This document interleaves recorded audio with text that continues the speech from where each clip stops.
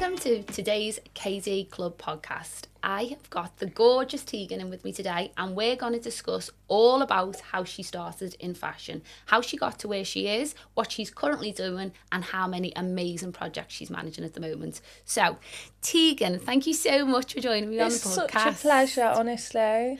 So nice. We met only last week, and I was so excited to hear about your journey in fashion, how you got to where you are, what kind of different things you've done, and what are you dealing with at the moment. So let's talk a bit about the projects that you've got on the go at the moment, the different businesses. Thank you. Just want to start off by saying thank you. It's really nice that someone's so excited by everything. Thank you. You know, it's not always easy, but, you know, I do like to have a lot on my plate. I do like to be working on a lot, clearly, otherwise I wouldn't be doing it. So I started a business a couple of years ago doing wholesale. And I work with a lot of small indie lifestyle and beauty brands, and I help them get into retailers. So I've been working with buyers in the industry for years, and I thought, how about I go and do my own business and work with brands that I really love. So that's what I did. So I've got Studio TFB, which is my wholesale agency. And then I also recently opened a content studio, which is like a really aesthetic space, and creators and brands can use it for their campaigns. And yeah, it's just like a nice creative space that I thought everyone could use to help elevate their brand. So we're currently in the process of moving studio. So I've got that on at the moment. And then I'm also a content creator, which I love, which is like my part-time little side hustle. Yeah. And I just love sharing my outfit, sharing my style inspiration, and just connecting with people online, really. I think that's another thing that I enjoy doing. Well, the joy about it is, if you think about all these different amazing, they all match into the same vision. So you've got the content studio, which I used last week, which I thought was beautiful, super easy to come in, record, create, and then leave. Completely get that beautiful aesthetic that you've created.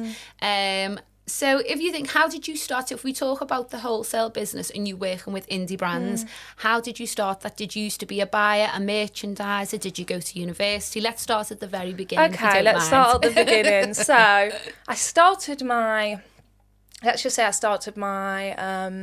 educational career. So I went to college, and I didn't really do that well in school. Let's go back to school. It's not like I did badly at school, but I feel like I always knew what I wanted to do.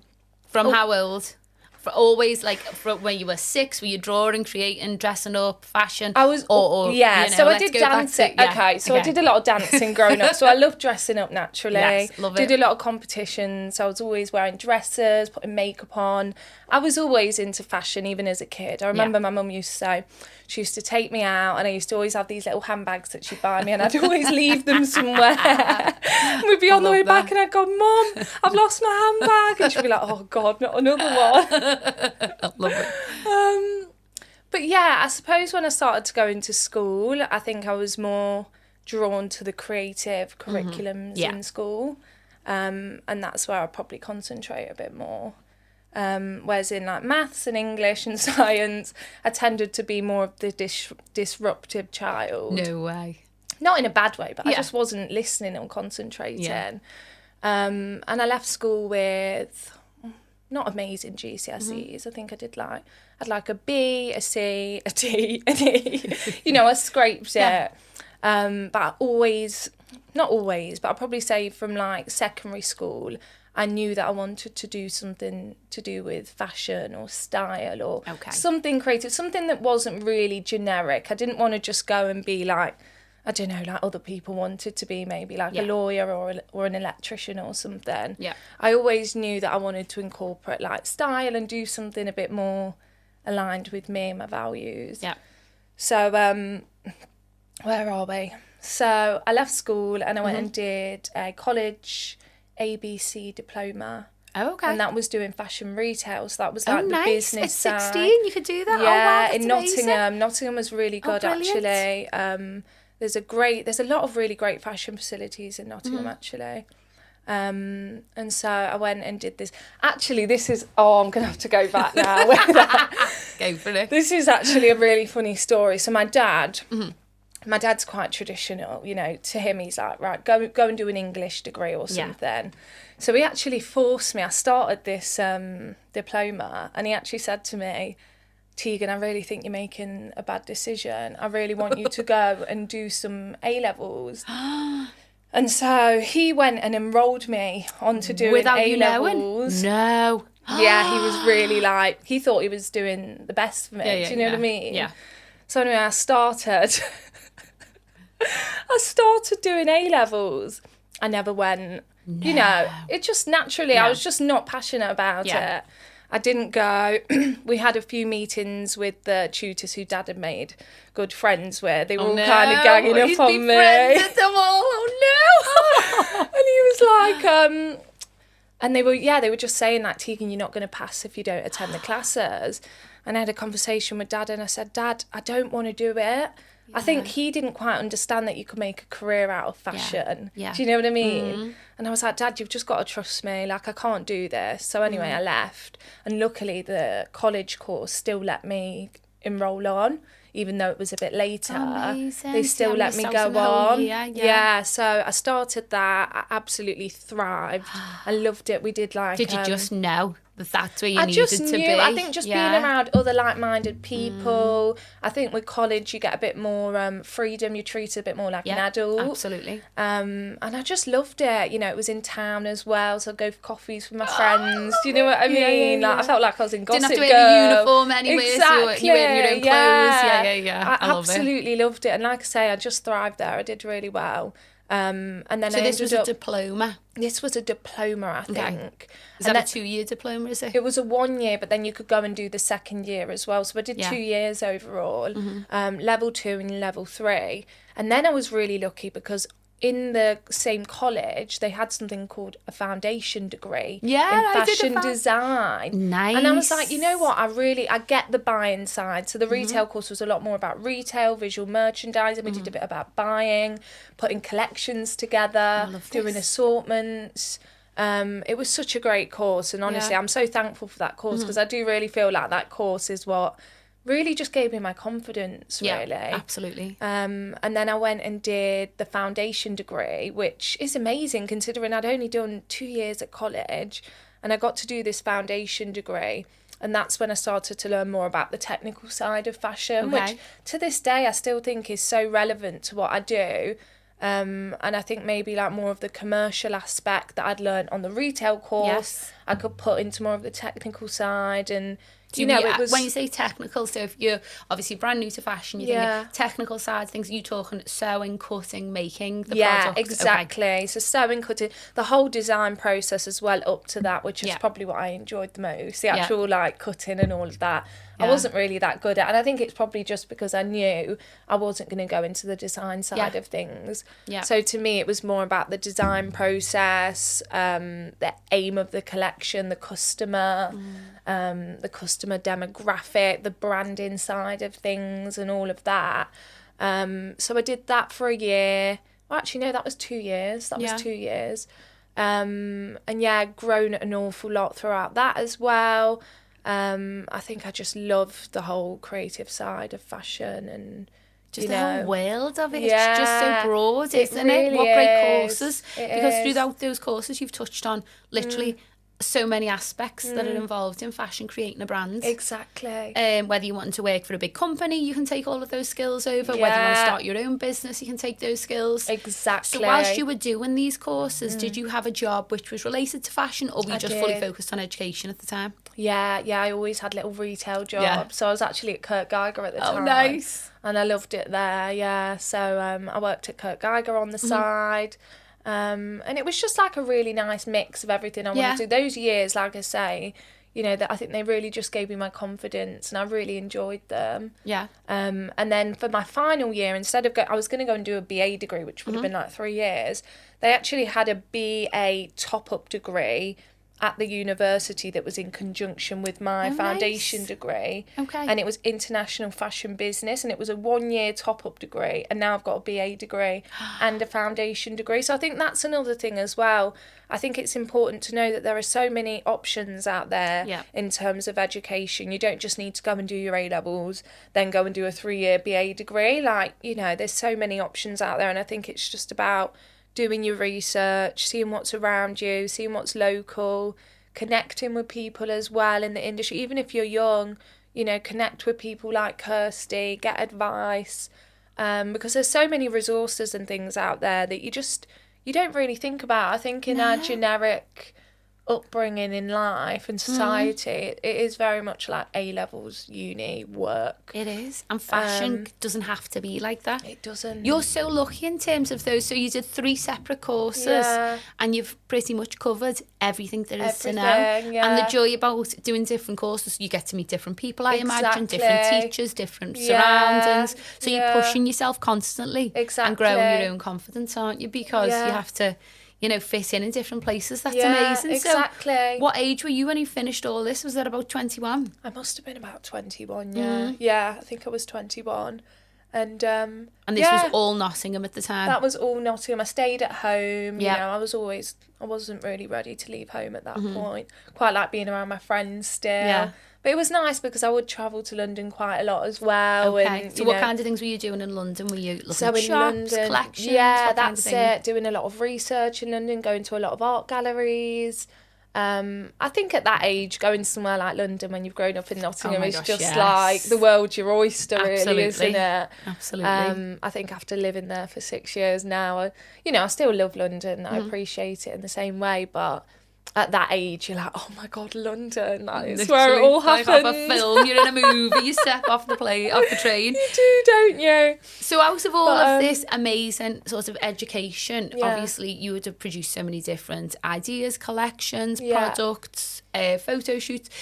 You've created all of this work. So lots of people have created this work, whether it's, you know, via GCSE, A-levels, further education. Yeah. They have this portfolio. Yes. So did you have a portfolio from all of this education? I did have a portfolio. Yeah, I did. I created quite a lot of portfolios. So in my in my college course, we created portfolios there. Then I went on to my foundation degree. We did like a design portfolio then.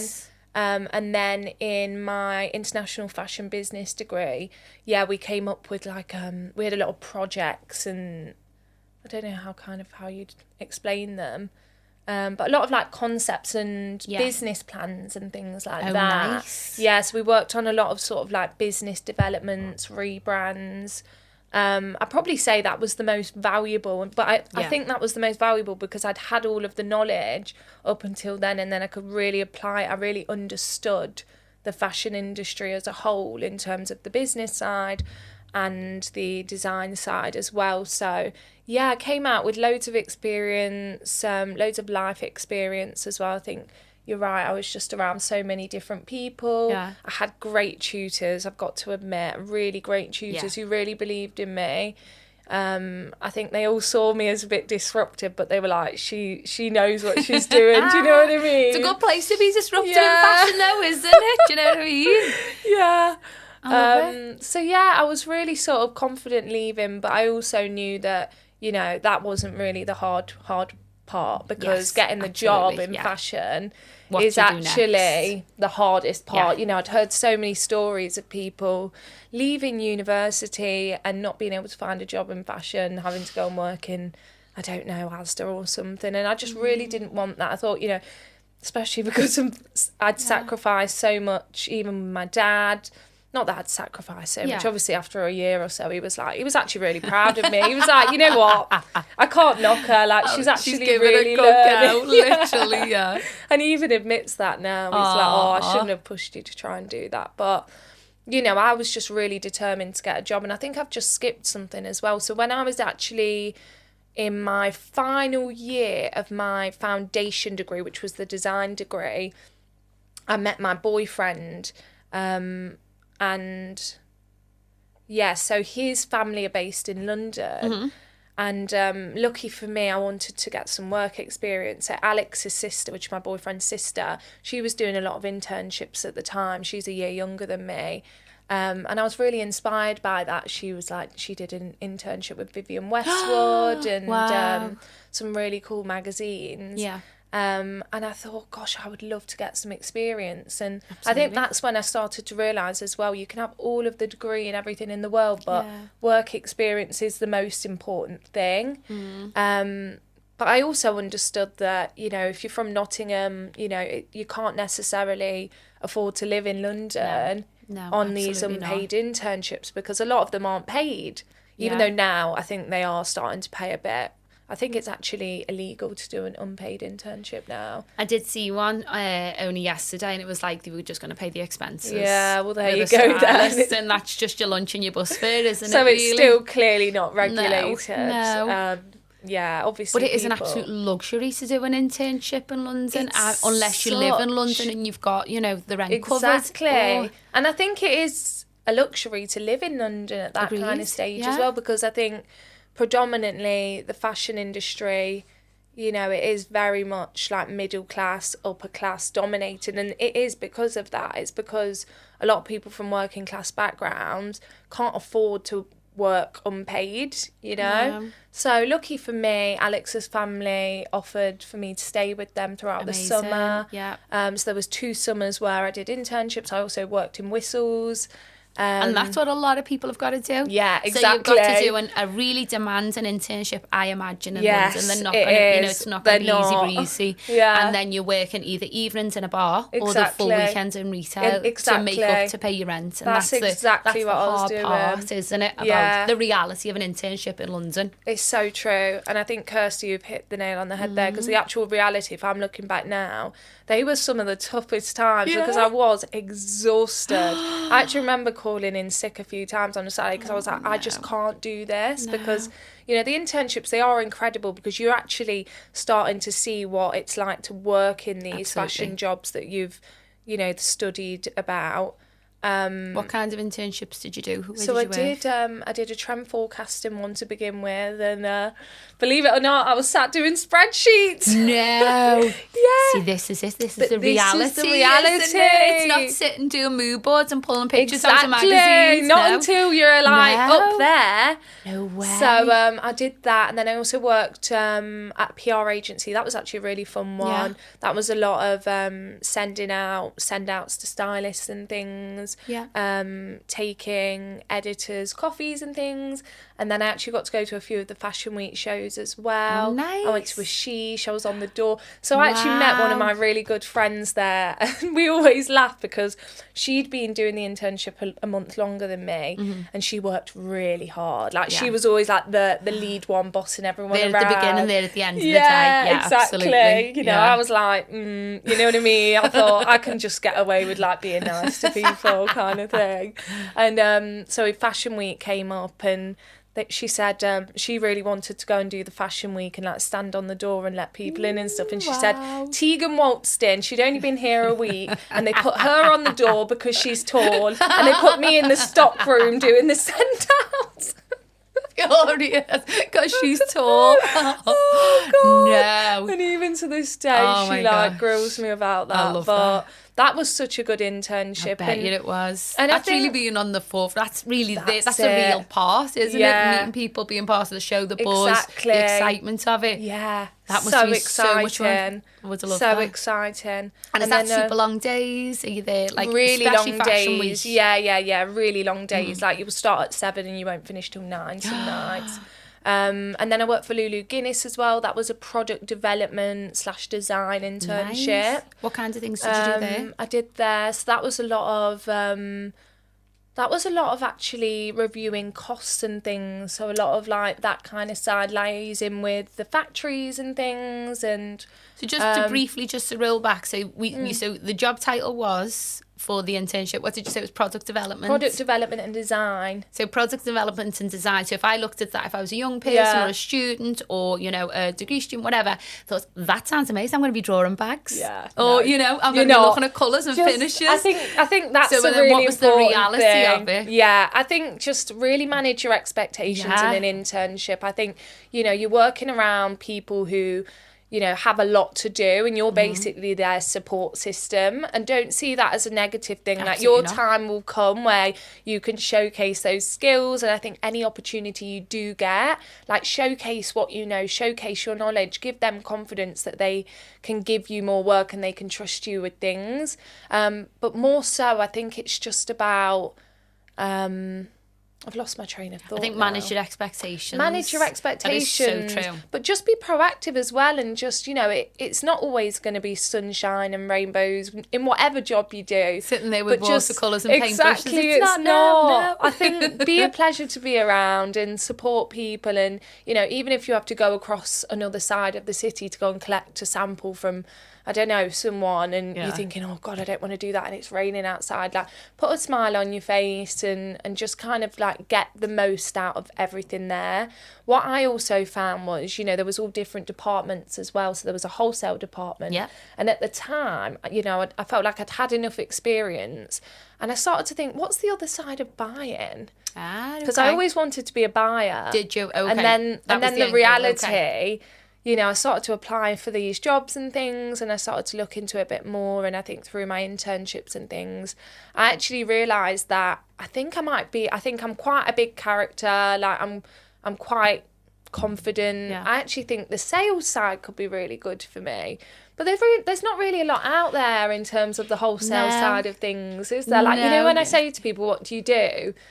If you just say you're a wholesale person, they're like, well, what does that mean? Yeah, do you know what exactly. I mean? Or a sales executive, that sounds like you're selling advertising space in a sales magazine. Executive in fashion doesn't go, does it? Almost, it doesn't. I think that's the joy about doing those internships, and every single person we've spoken to on the podcast has said, do work placement internships, you know, do whatever you can to gain as much experience, because not only will you have that on your CV, so great, you've already got some experience in a working environment, but also, you know, you found out what you actually want to do. So the joy about you doing all these different types of placements, although you've given up your summer, and the summer to give up is not, you know, in the grand scheme of things, but you've done things that you didn't like and you won't go back there again. Exactly. I think that is so important. Like, do the things that, you know, help you to learn what you do like doing, and who you do like spending your time around, and what kinds of work environments you do like to be in. Like, a corporate environment wasn't really ever for me. I didn't really enjoy that whole rigid, impersonal, structured way of working.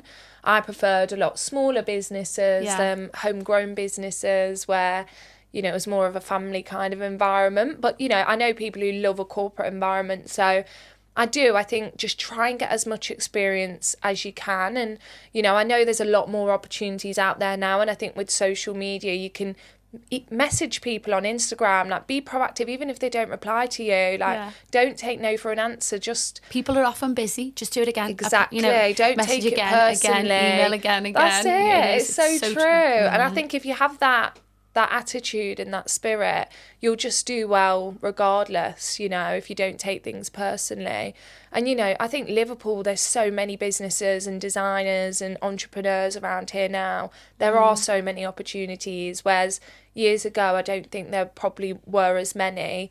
You know, you've got Manchester and, you know, so many different places now. So many fast fashion brands in Manchester. It's a real hub for it. Absolutely. And Liverpool as well, I couldn't get over. It's coming up, isn't it? So many I couldn't agree. Because if you think about in the nicest possible way, you going from Nottingham when you did your foundation, the only place to go was London. Exactly. So you had to go to London and make it work. And you were so lucky you had that opportunity. But now you can stay in Liverpool and do internships, live with mum and dad, or, you know, mum, carers, whatever you're doing, and go and become that person that you want to be. It's so true. So just listening to all of your amazing experiences, you can hear what you've taken from all those different experiences, whether it's the university, the foundation degree, and the internship, how that's created this business that you now have. Yeah, it's so how true, you cherry-picked all those different elements and said, exactly as you've just said, you wanted to work with family, you know, homegrown brands, indie brands, And that's how you've created your business around exactly what you want to do. And how lucky are you to be able to do that? I am lucky. I agree with you. I'm so lucky. But like I say, it hasn't always been easy either. Yeah.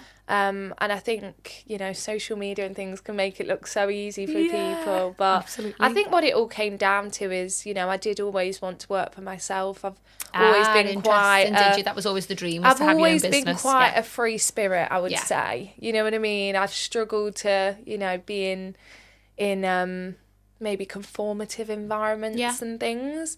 So I think going back to what I was saying, I think it is just about figuring out what environments you thrive in, what you enjoy, and I think as well, just don't think, I'm going to get to that end goal where I know exactly what I want to do. Because even now I'm like, I don't know what I want to do. Do you know what I mean? I'm doing it and I'm enjoying it, but I know it will evolve here, or maybe that business will take more of the forefront eventually. And, I think just being open-minded and just, I think going back to what society tells us, there's a lot of, right, you pick this career and you grow in this career. And I think I just think that's so limiting as well. I think, we go through life and we learn things and we make mistakes and we try again. And I think just to have that ethos and mentality will help you as well. Going through life. So I finished my BA degree, which was the International Fashion Business degree. I was 21. I decided to move to London. Made a big jump. Oh, and how was it? Yeah. So I actually got that job, which was the wholesale job, before I moved to London. So before I even finished my degree, I was like emailing every single company in London, like, can I have a job? Can I have a job? Can I have a job? But I was really confident. I was like, I have enough experience. I've worked in these types of environments. I'm ready for a job. It probably didn't seem so scary because you've already dipped your toe in it. Absolutely. Exactly. Yeah. And I think that's why it's so important. Oh, Mum. To try and get as much experience as you can before that, because it just gives you confidence. I think the more experience you've got, the more confidence you've got. Well, imagine if you took up a job, got the job and applied to move to London and actually hated it. Exactly. Uprooted, moved. Exactly. So which jobs did you go for? What did you get? And I think that's another thing. I think prepare yourself for not loving the job. It's your first job, isn't it? Your first job, like, it's not always going to be your dream job. I think everyone thinks, I've got my dream graduate role and there's a lot going around. And I think, you know what I mean? Like, just see it as your first step to where you're eventually going to get to. So I ended up at a wholesale agency called For Marketing. And I was a wholesale assistant there. And what was the job? So what the job is a wholesale assistant? So a wholesale assistant is in a wholesale agency. There's loads of brands. So there was Stone Island, CP, Napapijri, Self Portrait, and basically that you have all these brand managers and all of the collections are set up. It's a big showroom. All the collections are set up. And there's a brand manager, and then every season they'll invite the buyers in. So it's the brand manager's responsibility to invite the buyers in to view the collections. And then they'll usually look at a spreadsheet, see how many units sold last year, work out how many they're going to place this year. It's about basically getting the brand as much money as possible. So an agency is like in between the brand and the retailer. And they usually use an agency because the agency's got people who are experienced. They know buyers are going to come to the agency because they're coming to see other brands. So it's just like a bit of a gateway for like buyers discovering brands, basically. And again, I thought I was going to be showing people the collections, having a chinwag with the buyers. No, you're making tea and coffee. Oh, no. You sat on spreadsheets. You're sending people pricing. You're steaming clothes, loads of clothes. Dude. Once the collections come in, it's like you see all these clothes and you're there with the other assistants and the interns and you're like, great. This was the paid job, This was the first paid job. I mean, it wasn't like a crazy amount of money. It was still quite difficult to live in London on 23k. But we did it and we made it work. And I think, again, it's all character building, isn't it? Absolutely. So I did that. And I did really enjoy that job, actually, because it was a big agency, so there was lots of people, lots of people my age. Connections, Exactly, lots of assistants as well, so you'd all support each other, you'd all go for lunch together. But it kind of is. It's a bit of a reality check of I've got a long way to go until I'm showing those collections to the buyers. But it was great. Like I say, I met some really great people. I was around some really inspirational people as well. And again, it just gave me an idea of what I wanted to do. Absolutely. And then I went to another brand, was a wholesale assistant there as well. That was a bit more, I was starting to interact with the buyers a bit more at that stage. I think I became more confident about my knowledge, about how to actually present a collection to a buyer. It was a bit of a smaller company as well, so you actually got a bit more responsibility. And I think that's really important. I think a startup of company, you will get more responsibility, so kind of take that into account. And yeah, I really enjoyed that job. And then the pandemic hit, and I started working with a friend. So I started working they were like a beauty startup agency. And I loved that job. I think that gave me a first taste of kind of what working for myself was like. Nice, okay. So I was a global account manager there. So I was doing like the whole sales process from start to finish. I was working with the likes of Sephora.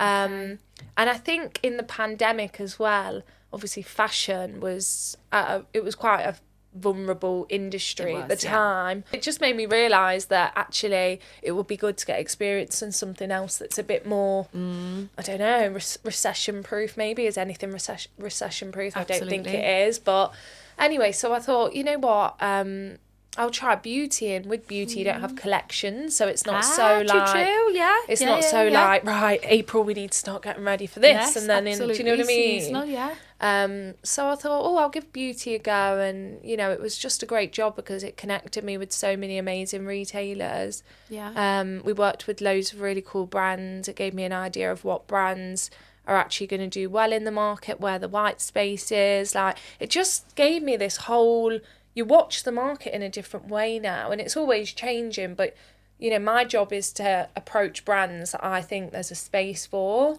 Okay. So it's almost like I'm trying to like catch a small startup brand before they get to the stage where they've got an in-house wholesale team, where I can help them and add value to their business at the right point, where the retailers are actually going to respond really well to the brand as well. So it's always a bit of a gamble. Do you know what I mean? I like it. But just briefly, how have you found the difference between fashion? So you've gone obviously fashion, lifestyle, and beauty, which I think work incredibly well together, but obviously separately. So have you found that quite easy? Because obviously you're so creative, you've got a vision and aesthetic, you know, you can see how things will work, a brand, whether it be beauty or fashion. Have you found that quite easy to go from fashion to beauty? Yeah. Has it been quite, you know, like a natural sort of, that's the way you were always going to go, or...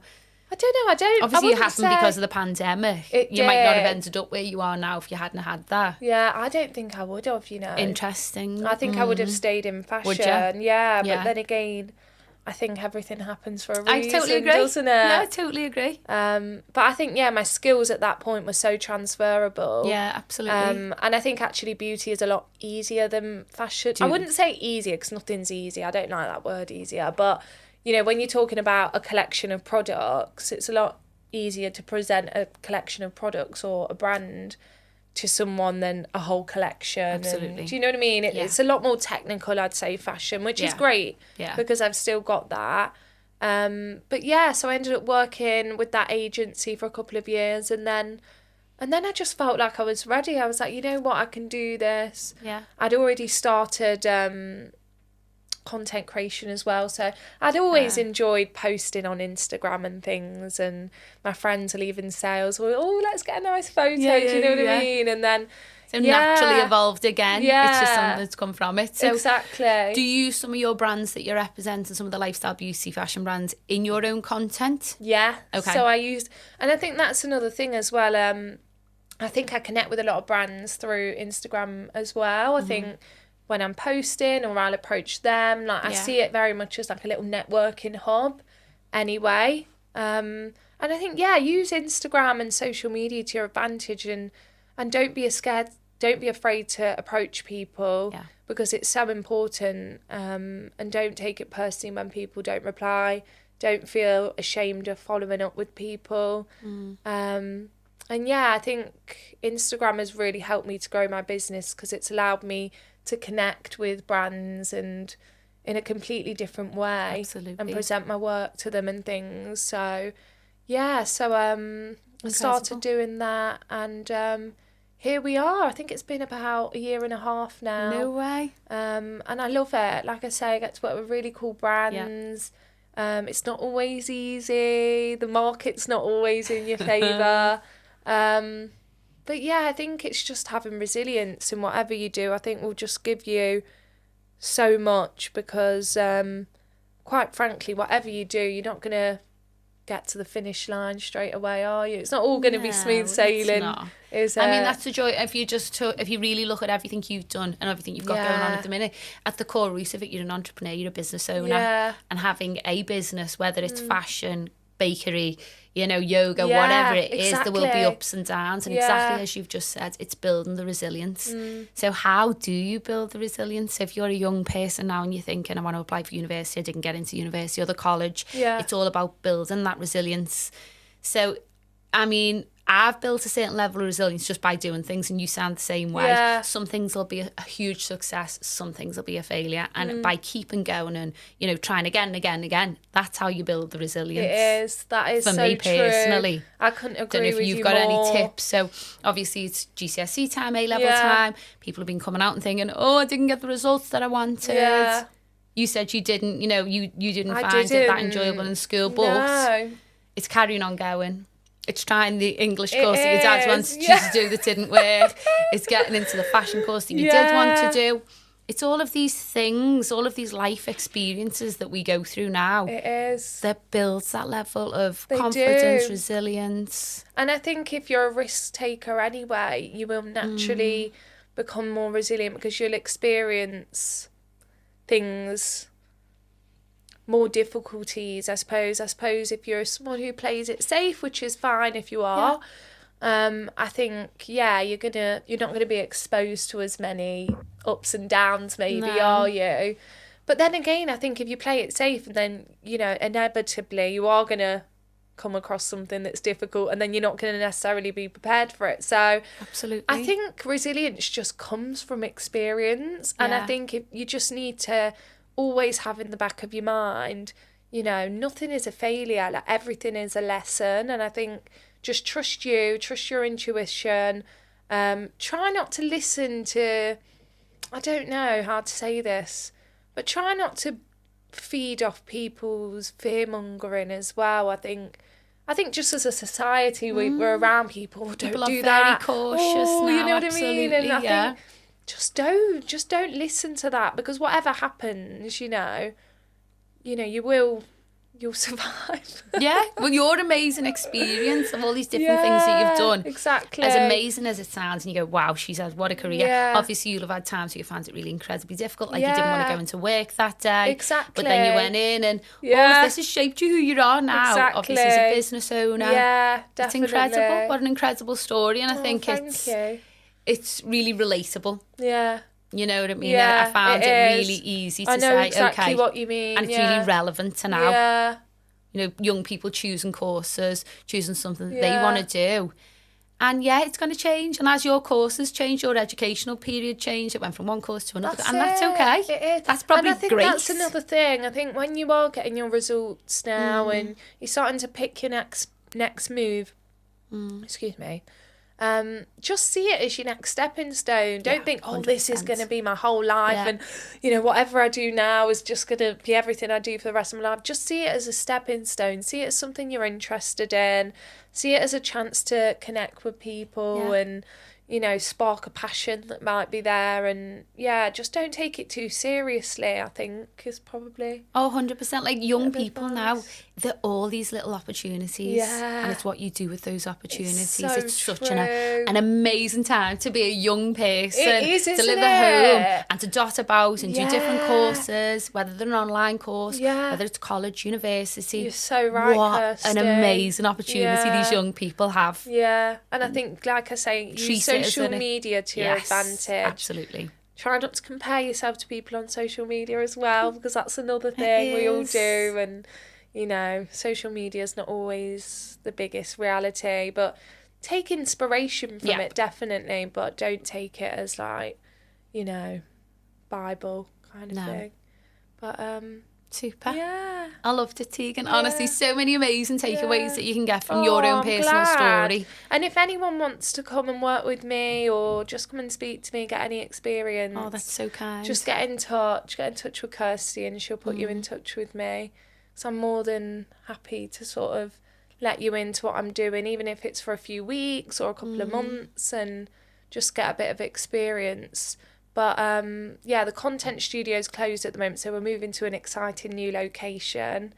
If you follow Studio TFB Studios, we'll let you know once that's reopened. And I think if you're an aspiring content creator or someone that wants to share a particular niche online, and you want to make your content look more professional and get recognised by more brands and things, come to the studio and email me if you need any help with that as well. If you want any help with like the direction of things, or maybe, you know, trying to attract brands and partnerships and things, because that's what I want this to be about as well, like a community of people who are trying to sort of all elevate their own brand and get somewhere. Because I'm telling you now, there's so many opportunities out there you wouldn't believe. And everyone's entitled to be open to these opportunities. Couldn't agree more. Thank you so much, Tegan. No worries. Thank you for being on the KD Club podcast.